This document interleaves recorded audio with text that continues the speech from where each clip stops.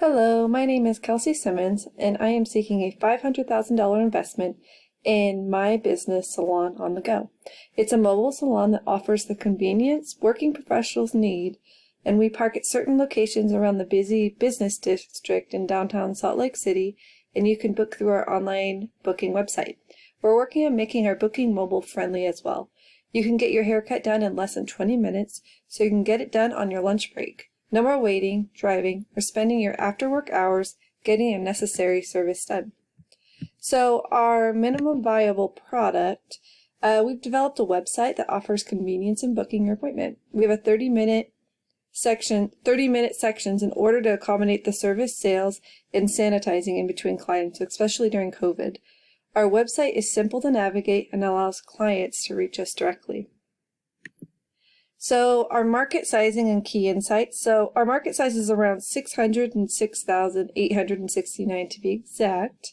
These are people that are working in Salt Lake County. In the beginning, this will be my focused target market. I want to spend my time focusing on networking and letting them know what we do. I'm working on the assumption that around 20% will be early adopters. It's such a convenient service that curiosity will bring them in. So our customer segments, our customers are around the ages of 25 to 40. It's a big gap, but we're mostly focusing on working professionals with families. So males will probably be our early adopters. They're the ones that seem most excited about this service. And so we're counting on males to be our early adopters and then females to use our service as well. So the income levels, we're guessing about $35,000 a year and up will use the service. It's a little more expensive than like a Great Clips or Supercuts, but these are active adults with families and full-time jobs, so the convenience will be worth it. So our customer relationships, so our Get, Keep, and Grow. So our marketing campaign will consist of flyers and social media campaigns to reach our target market. Our customers, they're on social media and they're also local. So paper flyers can also be an economical and effective way to reach our target market. Our keep strategy is our service. So we need to be punctual and offer a great haircut. I've worked in the industry for many years as a hairstylist, and if you let the customer know you value them, and you give them great service, they'll keep coming back. Our growth strategy is going to be referrals, referrals, referrals. In this industry, referrals are your lifeblood. You need to ask every client to let their friends and family know. You need to offer a small discount on their next service for every referral. Existing clients love a 10% discount on services, and they usually bring in more than one referral. So our distribution channels, our web service is going to be the key in our business model. Clients should be able to make appointments easily through our website and find all the services that we offer. Right now we only offer two, a cut and a shampoo. They will also be able to see our stylists and get a feel for who we are. I will purchase all the products I sell at a discounted rate using my cosmetology license. So Cosmoprof, Salon Centric, they offer great prices on professional products, and I can mark up to 30% in all products purchased and stay competitive. Our key partners. So another stylist, if they have experience and they can help me with customer flow, they can contribute to the capital of the business and the responsibilities will be shared, but I would only hire as employees. I don't plan on partnering. So our key resources are going to be our physical location. So we are a mobile salon, so we're going to mostly hang around downtown Salt Lake City near the business district. Our target market is business professionals, so we're going to test that market first. I'm a moving location, so my physical location can be anywhere in the Salt Lake Valley. So there's room for growth there. My 5 focuses are going to focus on convenience, advertising, networking, sales process, and market research. All these are keys to success in this industry. We need to reach the customers, show them that our service is something they've been needing and wanting, and then something they've never thought of. We will constantly be working on market research to pin down our target market and where our location needs to be. Our sales process will be very important as well. We want to be able to handle all sorts of payments, so Apple Pay, credit cards, so especially now with so many different options of paying. So our costs. So when I was going through this, I combined my variable and fixed costs to produce an $80,000 a year cost for this business. Some things I could include were the fees applied to card charges or unanticipated costs, and this number can be higher or lower based on how busy we are. And this is only if I am the only one working in the salon. So if we hire another stylist, the cost will be higher for payroll, but our revenue will also be higher. So there's only room for growth in both aspects. So I project about $104,800 in the first year of business. This is if my assumption that about 20% of my target market are early adopters and my books are completely full. So that means Monday through Friday, 9 to 5, 2 appointments. So I do about 30-minute services, so two appointments an hour. If I can sell 15% product based on sales, which is average in a salon, then I can add an extra $7,000 to my revenue. This number will double if I hire another stylist and triple if I had another. So we have room for growth. So our metrics. So let's talk about total number of services performed. It's important because it's based on 2 haircuts an hour for 1 employee. That's what I need to make in order to still have income to reinvest and expand over time. The busier I get, the more employees I'll need. This could include a receptionist, depending on how busy we get.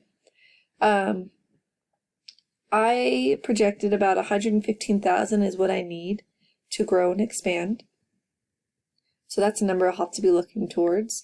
Our cash burn for the year, it's going to be slow going for the first 6 months to a year. We need to let people know who we are, where we're located, how to use our website.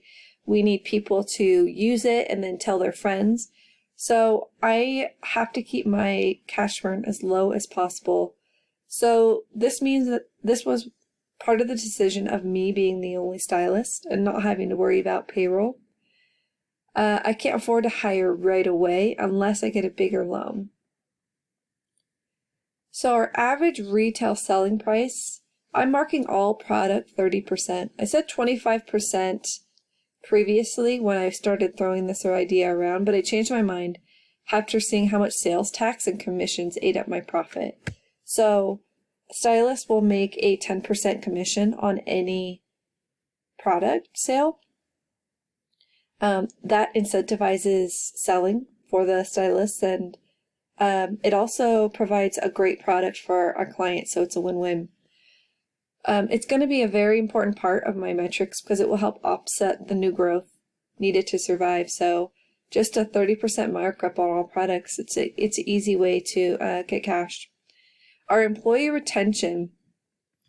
This, when I do hire stylists, will be the most important aspect of my business model metrics. Employees make your business in this industry, so it'll be I'll have to be very careful with hiring and vetting employees. And then I plan on offering bonuses and commissions, and those who do well and work hard are going to be rewarded. It's important that I offer a very empowering workplace, a very self-sufficient. I'm looking for self-starters. I want those who want to do well and who want to be there and who love this industry. So when stylists have that attitude, clients can see it and it brings people back. So our next, so my insight from interviews, this is really interesting because one of the hardest parts was finding my target market. I thought business professionals, I thought families, I thought, I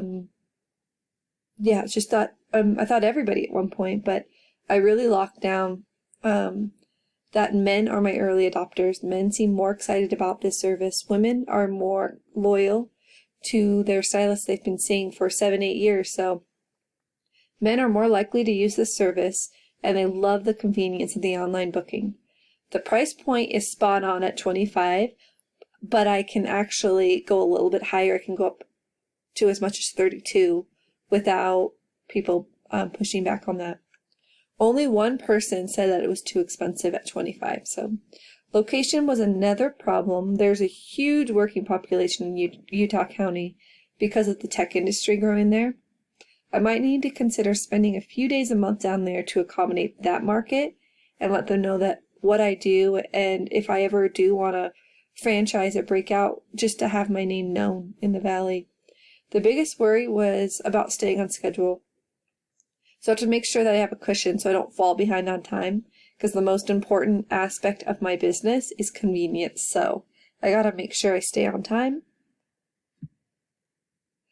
So my business environment, it's going to be working professional. All employees are going to have to wear black at all times and look groomed. I like the all black dress code because it unifies the workplace, and it just looks neat, and it's very common dress attire in the cosmetology industry. I will also supply work shirts with their logo. So I think that's a great way to free marketing if they're wearing it around town. People ask, what is Salon on the Go? So I plan on offering swag in a way to all my employees to have the logo just walking about town. The harder you work, the more you'll make.